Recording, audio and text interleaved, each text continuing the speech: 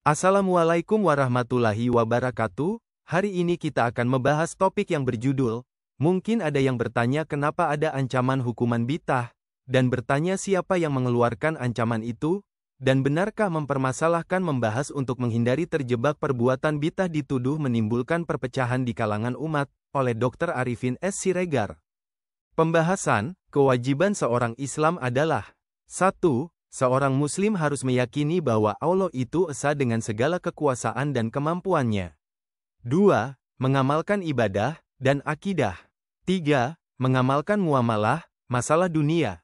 Adanya ancaman hukuman bid'ah yaitu dianggap perbuatan sesat di neraka karena perbuatan mengubah, mengotak-atik, menambah-nambah kaifiat, ajaran, petunjuk, tata cara, yang merupakan perkataan, perbuatan, atau keizinan dari sunnah Nabi Shallallahu Alaihi Wasallam, misalnya, azan untuk tanda masuk sholat 5 waktu dibuat atau diamalkan orang untuk penanaman mayat ke liang lahat, pemberangkatan calon jemaah haji, atau untuk adanya gempa, banjir, atau menambah kata sayyidina pada bunyi sholawat, dan lain-lain.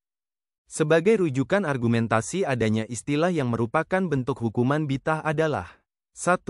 Hadis riwayat Muslim, Nabi Shallallahu Alaihi Wasallam menyatakan, Nabi SAW memberikan wejangan kepada sahabat dengan suara kuat, seperti perintah komandan memerintahkan kepada pasukannya dengan suara kuat, matanya merah berkaca-kaca dengan mengeluarkan air mata, dengan menyatakan, hai sahabatku, awas kamu sesudah aku wafat, akan timbul di antara kamu orang-orang yang akan berbuat bid'ah, yaitu mengada-ada, menambah-nambah, mengubah-ubah sunnah yang sudah aku sampaikan, dalam masalah ibadah, dan akidah, dan ini aku beri ancaman perbuatan itu bid'ah, sesat, di neraka.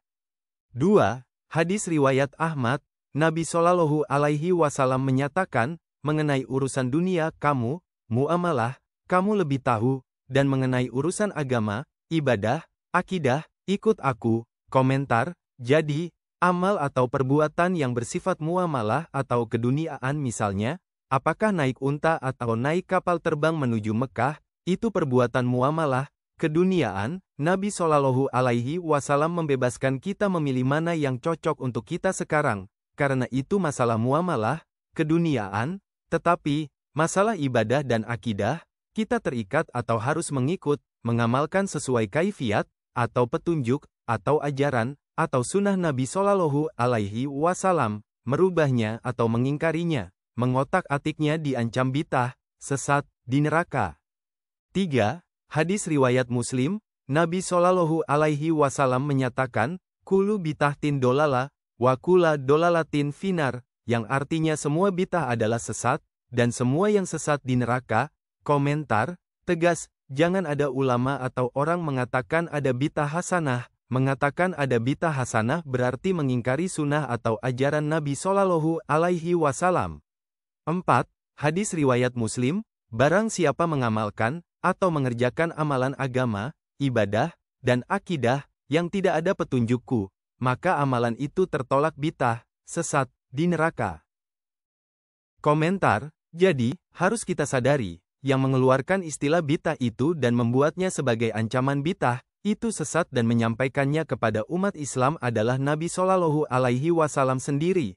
Perlu diketahui bahwa hadis, sahih, adalah wahyu yang diwahyukan, jadi, bukan merupakan isapan jempol atau kebijakan latah dari ulama, atau umat, bila ada di antara ulama atau orang yang menuduh ketika membahas masalah ancaman bid'ah, sesat, dan di neraka. Berarti bagi mereka yang mengotak-atik ibadah, akidah, di mana mereka dituduh sebagai perbuatan yang menimbulkan kegaduhan atau kekacauan di masyarakat Islam, maka itu berarti mereka yang melarang orang agar jangan berbuat bid'ah padahal yang menyuruh hal tersebut adalah Nabi Shallallahu Alaihi Wasallam sendiri. Maka, berarti mereka itu menuduh Nabi Shallallahu Alaihi Wasallam menimbulkan perpecahan atau pergaduhan karena perintah itu Nabi Shallallahu Alaihi Wasallam yang menyuruhnya untuk menggalakkan membahasnya. Komentar, sebenarnya, tanpa adanya ajakan untuk membahas atau mempelajari masalah bid'ah, harus diakui bahwa sudah ada kegaduhan di kalangan umat Islam karena masalah bid'ah ini, maka, justru membahasnya adalah untuk menghilangkan kegaduhan ini dan perpecahan serta pengkotak-kotakan umat Islam dalam mengamalkan ibadah, akidah, dan pergaulan sehari-hari. Komentar, Selain itu, kegunaan adanya ancaman bid'ah adalah untuk menjaga bentuk asli dari pengamalan ibadah Islam, seperti misalnya sholat, ungkapan bacaannya, bahasanya, rukun-rukunnya, dan syarat-syaratnya harus seragam. Sebagai perbandingan, dalam agama lain, setiap suku atau bangsa bisa memiliki bahasa atau cara yang berbeda. Contohnya, suku Batak berdoa dalam bahasa Batak, orang Jawa dalam bahasa Jawa, orang Inggris dalam bahasa Inggris, orang Cina dalam bahasa Cina, dan sebagainya. Dan kitab petunjuknya, yaitu Al-Quran, di seluruh dunia tetap dalam bahasa Arab, sehingga keasliannya terjaga. Tidak seperti agama lain, yang kitab petunjuknya ditulis dalam bahasa lokal. Selain itu, ajaran Islam juga menjaga ibadah yang sunnah, seperti azan, dan menghindari pengamalan yang tercemar syirik halus. Misalnya, pengamalan tauhid yang mengandung syirik halus seperti sholat sunnah di Jabal Rahmah untuk berdoa meminta jodoh, agar orang-orang atau ulama tidak terjebak dalam praktik tersebut. Sebelum Nabi Shallallahu Alaihi Wasallam mendekati wafatnya, sesuai dengan hadis riwayat Muslim di atas, beliau memperingatkan sahabat dengan suara keras. Matanya merah berkaca-kaca, sambil mengeluarkan air mata. Beliau mengatakan, "Awas, hai sahabatku, umatku, setelah aku wafat, akan timbul di antara kamu orang-orang yang berbuat bid'ah, sesat, dan di neraka, yaitu dengan mengubah-ubah, mengada-ada, dan mengotak-atik ibadah serta akidah yang sudah aku ajarkan, baik dari segi cara maupun pelaksanaannya." Dengan alasan mereka menganggap bahwa hal tersebut baik, bagus, atau sebagai syiar, mereka lupa bahwa yang dicari bukan hanya kebaikan dan keindahan akidah, tetapi kebenarannya. Apakah kita benar-benar mengamalkan sesuai dengan petunjuk dan sunnah Nabi Shallallahu Alaihi Wasallam? Jika tidak sesuai, berarti kita tidak patuh atau mengingkari ajaran dan petunjuk Nabi Shallallahu Alaihi Wasallam atau Allah Subhanahu wa Ta'ala, merujuk pada Al-Quran Surah An-Nisa ayat 80, yang bunyinya, seseorang yang mengikuti Rasul, berarti mengikuti Allah, dan Surah An-Nisa ayat 59, yang menyatakan, apabila kamu berbeda pendapat, maka kembalilah kepada Allah dan Rasul-Nya. Jika kamu beriman kepada Allah dan hari akhirat, pembalasan, hisab. Kesimpulan, di antara orang-orang atau ulama yang menolak atau membenci pembahasan masalah bid'ah, yang bertujuan untuk menghindarinya agar amal ibadah dan akidah kita tidak tercemar bid'ah dan syirik halus. Jika mereka terlibat dalam bid'ah, berarti mereka secara tidak langsung menolak ajaran, petunjuk, atau sunnah Nabi Shallallahu Alaihi Wasallam.